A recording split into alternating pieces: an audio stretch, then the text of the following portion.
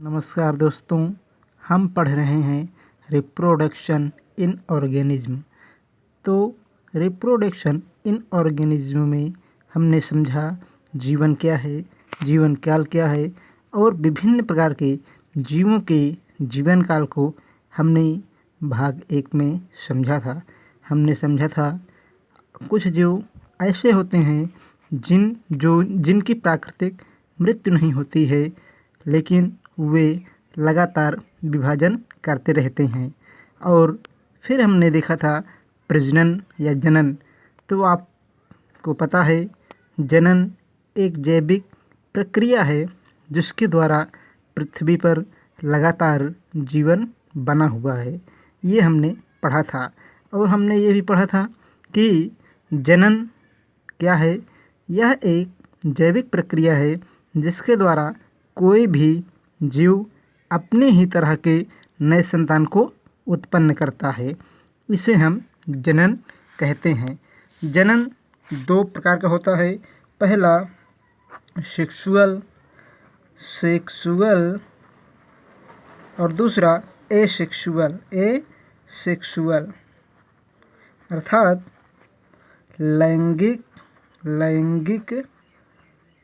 जनन तथा अलैंगिक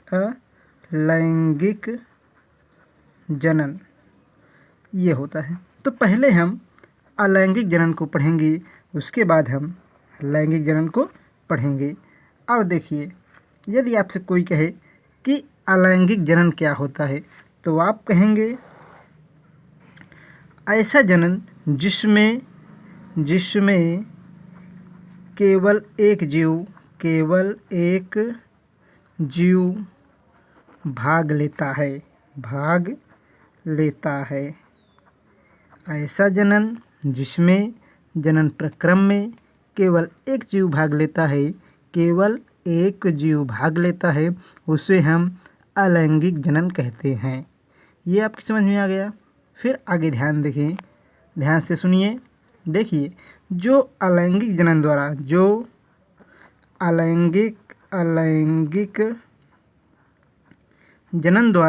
जनन द्वारा संतान उत्पन्न होता है,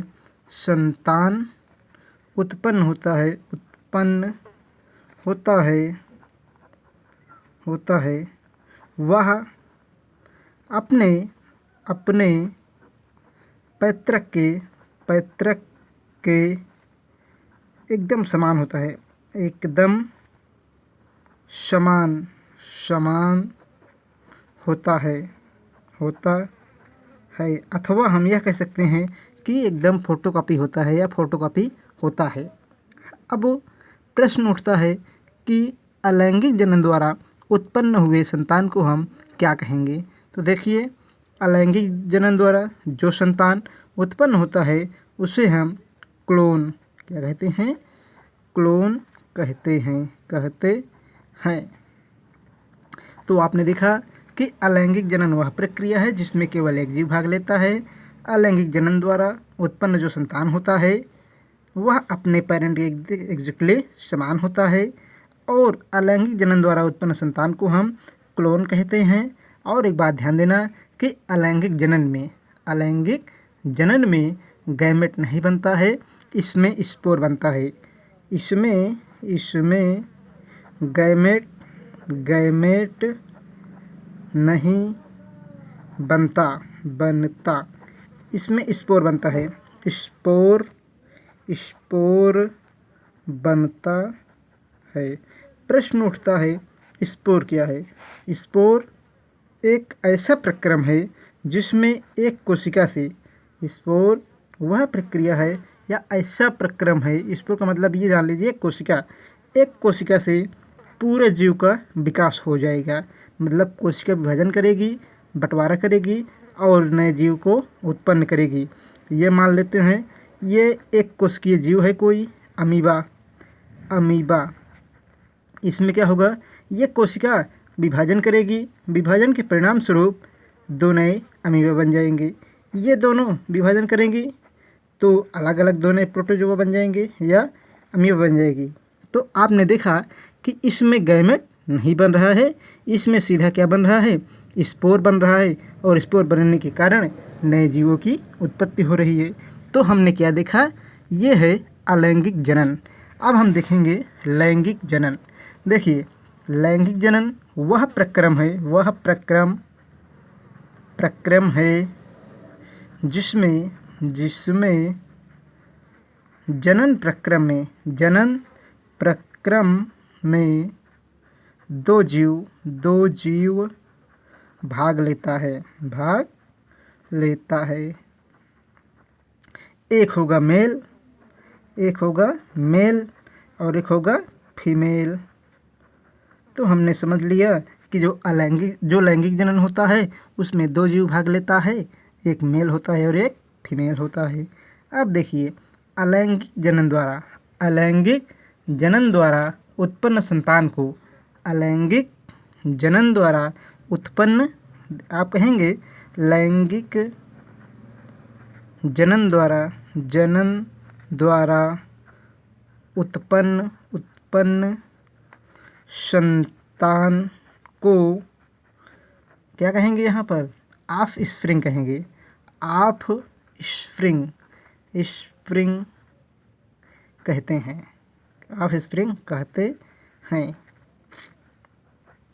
और ध्यान देना, ऑफस्प्रिंग कहते हैं।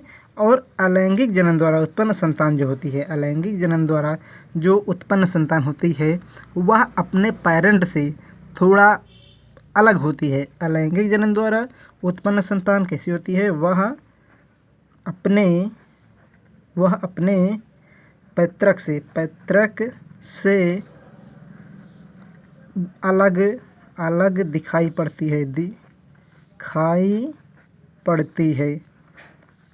है। देखिए इसमें जो की फीचर है, मेन पॉइंट है, इसमें गैमेट बनता है। अब प्रश्न है गैमेट क्या है। देखिए ये मेल पार्ट है, ये फीमेल पार्ट है, ये स्पर्म है, ये एग है। जब दोनों आपस में फ्यूज होंगे तो क्या बनेगा, एक कोशिकीय युग्मक बनेगा। इसे हम गैमेट कहते हैं। तो ध्यान देना, लैंगिक जनन में गैमेट बनता है, अलैंगिक जनन में गैमेट नहीं बनता है। इसमें ध्यान देना, अलैंगिक जनन में स्पोर बनता है और लैंगिक जनन में गैमेट बनता है। तो ये हमने देखा। अब हम आगे देखेंगे लैंगिक जनन और अलैंगिक जनन को विस्तार से। देखिए थोड़ा सा हम लैंगिक जनन पर चर्चा करते हैं। इस प्रकार के प्रजनन में दो जीव भाग लेते हैं और इनके द्वारा जो संतान उत्पन्न होती है वह लक्षणों में अलग अलग दिखाई देती है। इसमें क्या होता है, गैमेट बनता है और इसमें होती है मियोसिस होती है। इसमें क्या होगी, मियोसिस होगी, जो संतान में क्या होगी, विभिन्नता को दर्शाती है। तो हमने ये देखा। अब आपके मन में एक प्रश्न आया होगा कि जो प्लेटीहेल्मिन्थेज है, मान लीजिए क्रीम है या वर्म है, प्लेटीहेल्मिन्थेज ये जो जीव हैं इसमें क्या होगा, इसमें मेल और फीमेल तो दोनों साथ में रहता है, अर्थात ये हर्माफ्रोडाइट हैं। हर्माफ्रोडाइट हैं। तो देखिए ये मान लीजिए हर्माफ्रोडाइट है, यहाँ पे मेल गैमेट है, यहाँ पे फीमेल गैमेट है, यहाँ पर फीमेल और यहाँ पर मेल गैमेट है। देखिए भले ही एक जीव में दो गैमेट उपस्थित हैं लेकिन ये अलग अलग हैं। ये दोनों आपस में फ्यूज होंगे और फ्यूज होने के बाद क्या बना लेंगे, ये गैमेट बना लेंगे। तो इसमें भी क्या होगा, इस प्रकार के जीव में भी क्या होगा, कैसे जनन, अलैंगिक जनन होगा। तो ये आपको देखना पड़ेगा। अब आगे हम बढ़ते हैं, दोनों के उदाहरण को समझते हैं। लैंगिक जनन का उदाहरण मनुष्य हो गए, हर्माफ्रोडाइट हो गए आदि। अलैंगिक जनन को देखिए, अलैंगिक जनन का उदाहरण हो गया गुलाब। गुलाब कैसे, देखिए एक गुलाब का पेड़ है, मान लीजिए गुलाब के वृक्ष के डाल को आप काटते हैं, डाली को कहीं और लगा देते हैं, नए नए गुलाब आपके उत्पन्न हो जाते हैं, नए गुलाब बन जाते हैं। तो आपने क्या देखा कि इस प्रकार हम समझ सकते हैं कि जो अलैंगिक जनन है उसमें केवल एक जीव भाग लेता है और लैंगिक जनन में दो जीव भाग लेते हैं। तो आपने इसको देखा। अब हम आगे चलेंगे और आगे इसमें पढ़ेंगे, जो हमारा मेन मुद्दा है, मेन पॉइंट है, उसे हम समझेंगे। तो यहाँ पर देखेंगे जैव विकास की दृष्टिकोण से, जैव विकास की दृष्टिकोण से देखें तो या दृष्टि से देखें तो अलैंगिक जनन लैंगिक जनन के पहले से था। अलैंगिक जनन लैंगिक जनन के पहले था।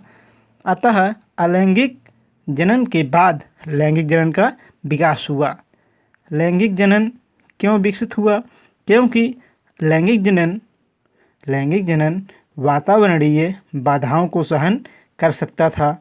लैंगिक जनन वह प्रक्रिया है जो प्रतिकूल परिस्थितियों में हो सकती है, जबकि अलैंगिक जनन के लिए प्रतिकूल या अनुकूल परिस्थितियाँ ही चाहिए।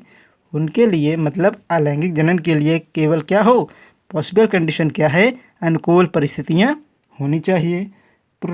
देखिए आगे, प्रोटिस्टा और मोनेरा ये कैसे हैं? एकल कोशिकीय जीव हैं। ये क्या होते हैं? आपस में दो भागों में बढ़ जाते हैं और इसे हम द्विखंडन कहते हैं। आपने क्या कहा कि जो प्रोटिस्टा और मोनेरा होते हैं वे एक कोशिकीय जीव होते हैं। जैसे ये हमने माना एक कोशिकीय जीव, एक कोशिका हमने बना लिया और ये सामान्य ही ऐसे दो भागों में बट जाते हैं, पुनः विभाजन हुआ, पुनः ये बट गए, तो इसे हम क्या कहते हैं? द्विखंडन कहते हैं। तो आपने देखा कि इसमें द्विखंडन होता है और इसके परिणाम स्वरूप नए जीव का जन्म होता है। तो इसमें आएंगे कौन? अमीबा और पैरामीशियम आएंगे। जैसे हम देख लेते हैं, ये है अमीबा का फिगर। देखिए एक अमीबा है, अमीबा में क्या हुआ? कोशिका द्रव्य की संख्या में वृद्धि हुई, उसके बाद इसमें विभाजन हुआ और ये देखिए आपस में दो भाग में बट गए। तो हमने देखा अमीबा में जनन। उसके बाद हम देखते हैं अगला कि ईस्ट में हम क्या देखते हैं? ईस्ट में हम देखते हैं कि ईस्ट जो होता है उसके केंद्रक में एक असमान विभाजन होता है। हमने देखा ईस्ट है, ईस्ट का ये केंद्रक है, केंद्रक दो भागों में बंटता है और ये जो बंटता है वह असमान विभाजन होता है। कैसे होता है? असमान विभाजन होता है। बाद में ये दो भाग में जो बटा हुआ है, एक भाग मुख्य कोशिका से थोड़ा अलग हो जाता है और जाकर के उभार बना लेता है, जिसे हम क्या कहते हैं? जिसे हम कलिका कहते हैं या मुकुल कहते हैं। और ये दूसरा भाग हो जाता है, कुछ समय बाद ये यहाँ से अलग हो जाता है और दो नए अलग अलग ईस्ट बन जाते हैं। तो हमने ये देखा, इस प्रकार ईस्ट में जनन होता है। अब हमने देखा, अब देखिए कवक के कुछ साधारण सदस्य या पौधे, साथ ही साथ पौधे, शैवाल, स्पंज, कवक आदि में अलैंगिक जनन होता है, जिसमें अलैंगिक जनन के लिए उसके पास कुछ विशिष्ट क्या होते हैं? अंग होते हैं। जैसे जूस्पोर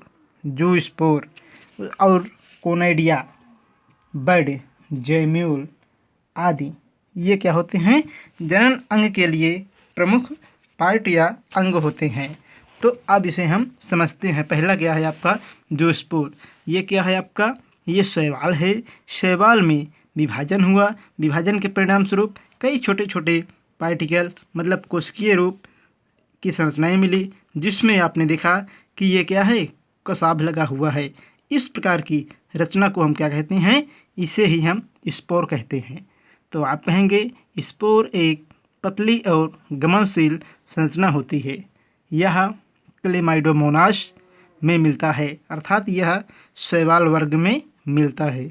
उसके बाद आप कहेंगे कोनाइडिया यह कवकों में मिलती है। जब कवक वृद्धि करता है और विभाजन करता है अर्थात प्रजनन करता है, तब कोनाइडिया उत्पन्न होते हैं। कोनाइडिया ऐसी रचनाएं होती हैं जिनके द्वारा कवक नए जीवों को या नए पौधों को उत्पन्न करता है। तो आप कहेंगे कि कवकों में कोनाइडिया द्वारा क्या होता है, जनन होता है। उसके बाद आप देखेंगे हाइड्रा में क्या होता है, हाइड्रा में बड बनता है। बड का मतलब ये है कि ये देखिए हाइड्रा का पूरा पौधा बना हुआ है, ये हाइड्रा का पूरा पौधा बना हुआ है। यहाँ पर एक उभार निकला, ये उभार क्या कहलाता है, बड कहलाता है। यही उभार बाद में यहाँ से हट जाता है और हटने के बाद एक नए हाइड्रा को उत्पन्न कर लेता है। आप देखेंगे प्रोटोजोआ के बाद पोरिफेरा में क्या मिलते हैं, स्पंज मिलते हैं। स्पंज मतलब उसमें मिलेंगे साइकान में जो जनन होता है वह स्पंज के जैम्यूल द्वारा होता है। ये जैम्यूल को दिखाया गया है। तो आपने इसके जनन को भी समझा। अब हम देखेंगे कि इन सभी प्रक्रमों में 2 पेरेंट भाग नहीं ले रहे हैं और इन्हें हम अलैंगिक जनन कहते हैं। और हम यह भी जानते हैं कि पौधों में वर्धित जनन होता है। जैसे आलू में आँख दिखाई पड़ती है, ये देखिए आलू है, आलू का फिगर देखिए, आलू में क्या है, आँखें दिखाई दे रही हैं। यदि आप आलू को काट कर दूसरी जगह पे गाड़ देते हैं या लगा देते हैं तो नए आलू का पौधा बन जाएगा। उसी प्रकार अदरक में आप देखिए या हल्दी में देखिए तो क्या होता है, कलिका मतलब बड्स बनती हैं, कलिकाएँ बनती हैं और इन कलिकाओं को अलग करके आप कहीं दूसरी जगह पे लगा देंगे तो नए पौधे का निर्माण हो जाता है। ठीक उसी प्रकार हम देखेंगे यहाँ पर जो है अवाइक एक पौधा है जिसमें इस रूप में देखिए, इस रूप में क्या हो रहा है, जनन के विभिन्न अंग उत्पन्न हो रहे हैं। उसके बाद हम देखेंगे ब्रायोफिलम टूटीपोटेंसी का एक विशिष्ट उदाहरण है। इसमें क्या होता है, आप देखिए पत्ती के किनारे पर कई प्रकार की रचनाएं दिखाई पड़ती हैं जो पत्ती की तरह होती हैं। बाद में ये यहाँ से इस पार्ट से अलग हो जाती है, इस पार्ट से अलग हो जाएगी और ये जो भी मतलब जितने भी पत्ती की तरह रचनाएं बनी हुई हैं सबसे नए ब्रायोफिलम के पौधे बन जाएंगे। तो आपने इसको देखा। उसके बाद हम इसे देख रहे हैं वाटर हाइसिंथ या जलकुंभी में जनन कैसे होता है। तो जलकुंभी में जनन जो होता है वह क्या होता है, ये जड़ें मिल रही हैं और जलकुंभी के टूटने के प्रत्येक भाग से नए प्रकार के जलकुंभी के पौधे का निर्माण होता है। तो हमने जलकुंभी को भी देखा। अब यहाँ पे हमने जलकुंभी में देखा और जलकुंभी में जो जनन होता है वह अपसेट द्वारा होता है। किसके द्वारा, ये देखिए छोटा सा भाग दिखाई दे रहा है, यही बाद में नए पौधे को जन्म करता है। तो अपसेट द्वारा दिखाई देता है। पौधे के एक क्षैतिज भाग में निकला रहता है और उसे बड का निर्माण होता है, जिसके परिणाम स्वरूप नए पौधे का निर्माण हो जाता है। तो हमने ये सब देखा। अब हम आगे देखेंगे कि जब बड टूटता है, देखिए यही बड था और जब बड टूटता है तो नए पौधे का निर्माण होता है। तो हमने अभी तक इतना देखा। अब हम देखेंगे जलकुंभी का नाम आप सभी लोगों ने सुना होगा, किंतु यह पहले अपने यहाँ नहीं था। लोगों ने इसके फूल को देखा और कहा कि झील में कितने सुंदर, कितने अच्छे सफ़ेद बैंगनी रंग के फूल खिलते हैं। उसके आकर्षक या इसके लुभावने रूप को देख करके लोगों के मन में क्या हुआ, लालसा आई और इसे बाहर से पहली बार भारत में लाया गया। जैसे ही भारत में यह पौधा आया तो लोगों को झील और जलाशयों में पानी शोषित करने की या पानी के अवशोषण की क्षमता को खत्म कर दिया, क्योंकि जैसे ही यह पौधा आया इसमें विभाजन प्रक्रम अधिक होने के कारण यह लगातार विभाजित होता रहा और नए पौधे को जन्म देता रहा। जलाशयों में, मान लीजिए जलाशय है, जलाशयों में क्या किया इसने, जलाशय में इसने वाटर रिटेंशन कैपेसिटी को ख़त्म कर दिया, जिसके कारण कई जीवों को, जो जलाशय में जीव रहते थे, उनको पर्याप्त ऑक्सीजन नहीं मिल पाती थी और जलाशय में रहने वाले जीवों की मृत्यु होने लगी। अब प्रश्न उठता है कि ये पौधा कैसे जीवित रह लेता था, क्योंकि इससे वातावरणीय ऑक्सीजन मिलती थी। कुछ समय बाद जब इसका आतंक देखा गया तो इसे तोड़वा के हटवा दिया गया, लेकिन प्रत्येक टूटे हुए खंड से नए पौधे उत्पन्न हो जा रहे थे, जो कि आतंक के रूप में था। तो हमने आज इतना देखा। अगले भाग में हम देखेंगे बंगाल का आतंक। बंगाल का आतंक जो है वह वाटर हाइसिंथ या जलकुंभी है। तो अगले भाग में हम देखेंगे बंगाल का आतंक, वाटर हाइसिंथ या जलकुंभी। धन्यवाद।